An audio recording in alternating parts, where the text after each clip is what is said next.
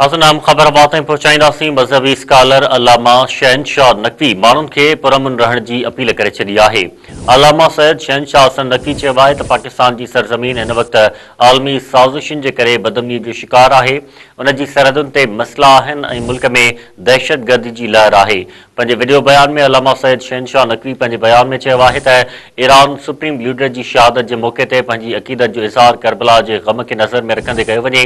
अमरीकी कौंसिल खाने ॿाहिरां एहतजाज जे हवाले सां तकलीफ़ ॾींदड़ ख़बरूं आहिनि। अवाम पुरअमन रहे। हिकु भेरो ॿीहर ब्रेकिंग न्यूज़ अवां ताईं पहुचायूं पिया। मज़हबी स्कॉलर अल्लामा शहनशाह नक़वी माण्हुनि खे पुरअमन रहण जी अपील करे छॾी आहे। अल्लामा सैयद शहनशाह नक़वी चयो आहे त पाकिस्तान जी सरज़मीन हिन वक़्तु आलमी साज़िशुनि जे करे बदअमनीअ जो शिकार आहे।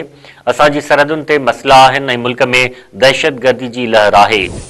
पंहिंजे वीडियो बयान में अल्लामा सैयद शहनशाह नक़वी पंहिंजे बयान में चयो आहे त ईरान सुप्रीम लीडर जी शहादत जे मौक़े ते पंहिंजी अक़ीदत जो इज़हार करबला जे ग़म खे नज़र में रखंदे कयो वञे।